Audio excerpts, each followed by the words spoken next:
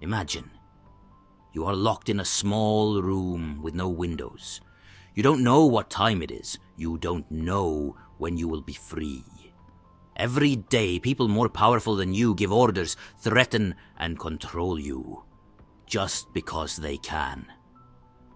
You beg for mercy, but it's useless. They are no longer ordinary people. They have become ruthless oppressors. Can you believe it? They are not criminals. They are not villains. They are just ordinary students. But within days, they turned into monsters.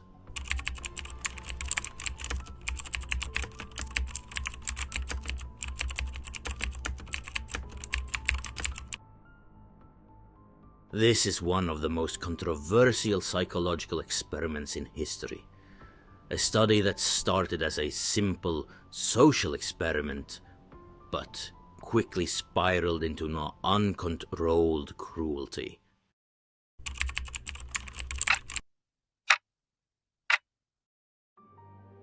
In 1971, at Stanford University, a bold psychological experiment was conducted. Behind it was a brilliant yet ambitious scientist, Professor Philip Zimbardo. He sought to answer a simple yet critical question. When given power, do people inevitably change?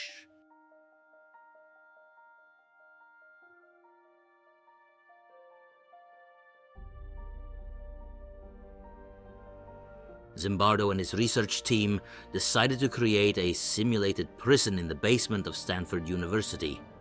And to make this experiment a reality, they needed participants. 24 physically and mentally healthy college students were selected from hundreds of applicants. None of them had criminal records. None had psychological issues. They were just ordinary young men looking to earn some money over the summer. But instead of letting them choose, Zimbardo randomly divided them into two groups. One half would play the role of prisoners, while the other half would be the guards.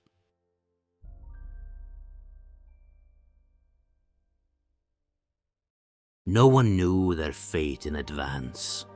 And more importantly, no one knew their lives were about to change forever.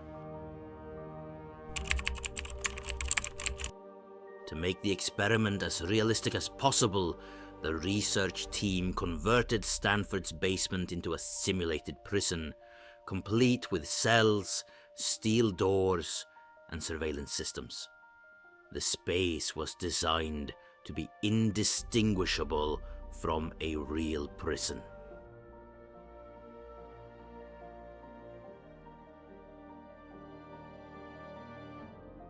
The students assigned as prisoners would live here 24/7. They were not allowed to leave. They couldn't use their real names. Only numbers assigned to them. To clearly distinguish between those with power and those without, Zimbardo designed specific uniforms for each role. Why? Because this wasn't just clothing. It was a psychological tool. The sunglasses made the guards feel untouchable.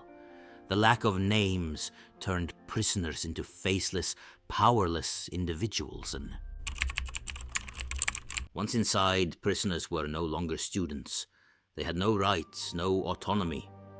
They had only one purpose: obedience. Stand up! Move faster! At first, it seemed like a game, but no one knew that within days they would forget this was just an experiment. The first day of the experiment begins. No violence, no cruelty. Everything seems like just a game. The guards remain polite. No one imagines that. In just a few days, this will turn into a nightmare. Prisoners line up, still joking lightly. A guard arrives reading the morning roll call without excessive authority. The first morning is peaceful. The guards follow the script. They check the prisoners, explain the rules, but no one is truly enforcing power. Some guards even feel uncomfortable playing the role of oppressors. A guard looked into the camera and whispered to the research team, "Do I really have to be so strict? A prisoner laughs when called by his assigned number instead of his real name.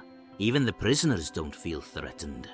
They joke around, treating this as a social experiment. An interesting experience they're getting paid to participate in."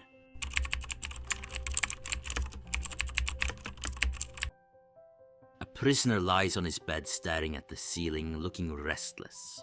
But by the afternoon, the atmosphere begins to shift. The prisoners feel bored. No phones, no newspapers, nothing to do. They can only sit and wait. A prisoner tries to talk to a guard but is ignored. Slowly, discomfort creeps into every room. The guards begin to feel their authority. They are no longer students. They are enforcers.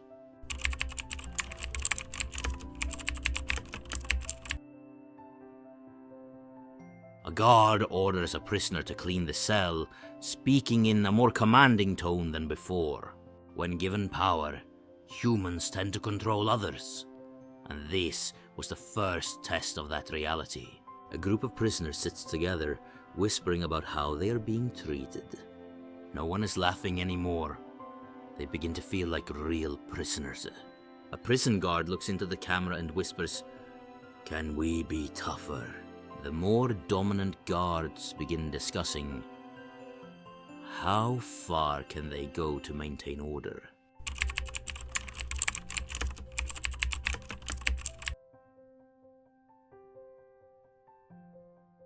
A prisoner stands up and shouts, "Why should we obey?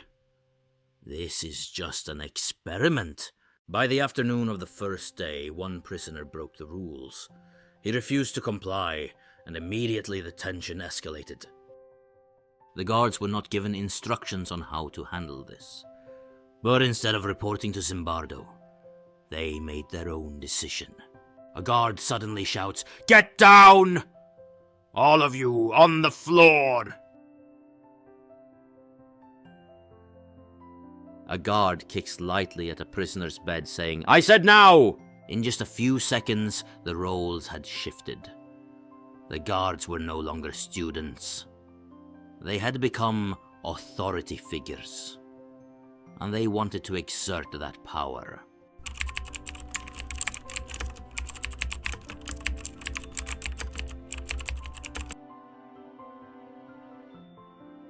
But the scariest part was not the guards. It was Zimbardo himself. He didn't intervene. He let everything unfold as part of the experiment. A prisoner is forced to do push-ups repeatedly, exhausted but unable to stop. The punishments began.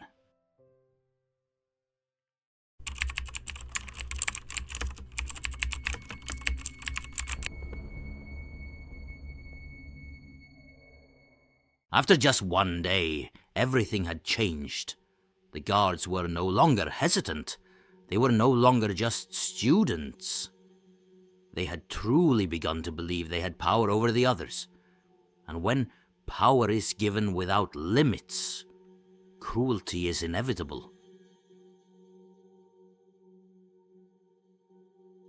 On the second morning, the guards decided to establish absolute authority. The prisoners were no longer treated with leniency. There were no wake-up calls, no soft words, only commands. "Hurry up! There's no time." The first punishments began.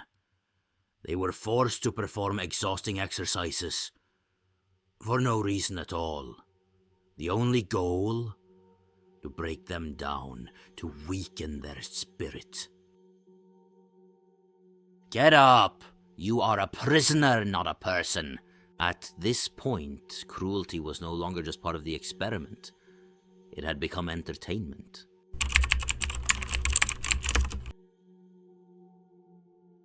We need to teach them a lesson. Yesterday's small rebellion had angered the guards. They decided not to let the prisoners resist again. And when power is unchecked, we have a little surprise for you all. Some prisoners were thrown into solitary confinement, a dark, cramped room with no food, no water.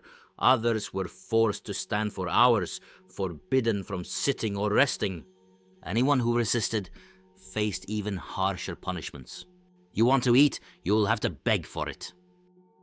These were once strong, confident young men. But now, they were losing their identity. Fear consumed them. They no longer remembered this was just an experiment.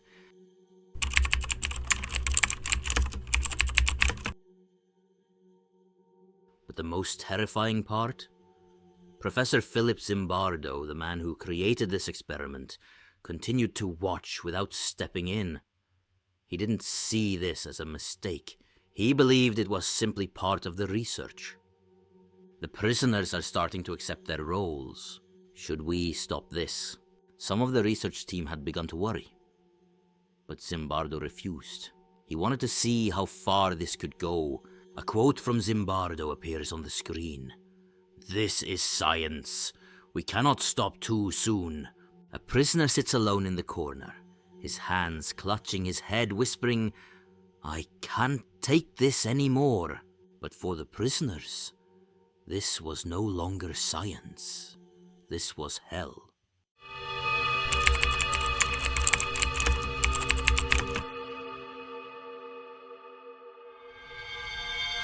Three days had passed. But for those inside the Stanford prison, time no longer felt real. They were no longer students. They were no longer individuals in control of their own actions. They had been consumed by a game, one that no one could stop anymore. A guard smirks, tapping his baton on the floor menacingly. A guard smirks, tapping his baton on the floor menacingly. A group of guards huddle together, whispering, "We need to make sure they don't resist anymore."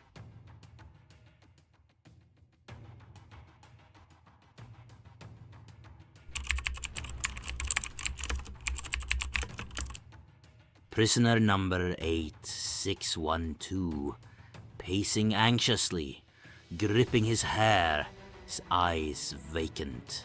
8612 was the first to break. His breathing became rapid, his eyes widened in fear. A prisoner screaming, "I want out!" This isn't real. But instead of letting him leave, the guards treated it as part of the game. They believed he was faking it to escape. Don't fall for it. He's acting. No one helped him. No one believed him. And eventually, prisoner number 8612 began to believe he was truly trapped. I'm not myself anymore.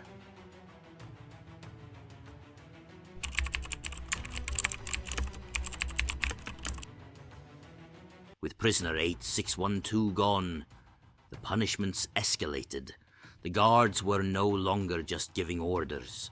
They wanted to prove their power. A guard sneers, "Want food?" Beg for it. The punishments became more degrading. But the most terrifying part, no one resisted anymore. They'd begun to accept it. They started to believe this was their reality now.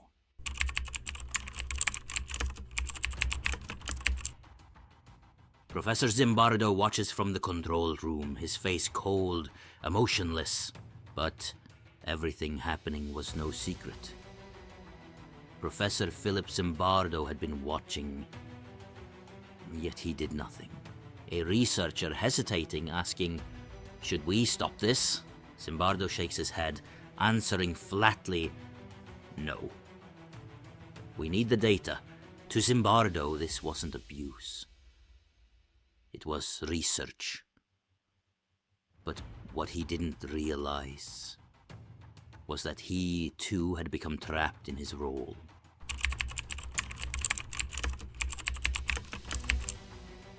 But for those inside, this was no longer an experiment. This was a nightmare with no escape.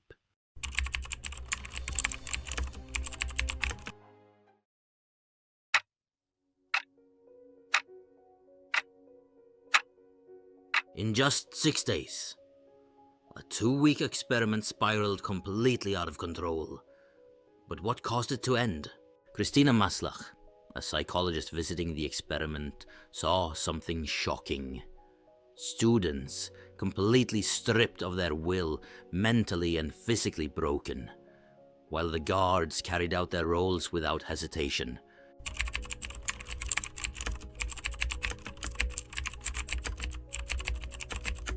That was the wake-up call.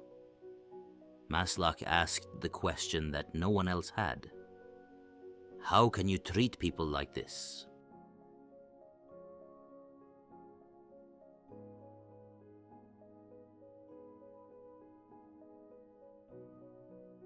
And so, after 6 horrifying days, the experiment was officially over. But no one walked out of there the same. The prisoners carried fear, helplessness. The guards carried guilt, shame. And Zimbardo carried a question, one that haunted him for years to come.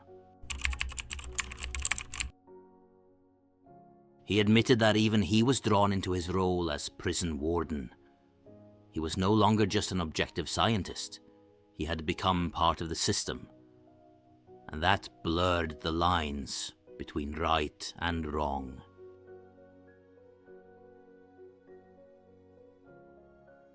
And that is the most terrifying part. Given the right circumstances, people can become something they never imagined.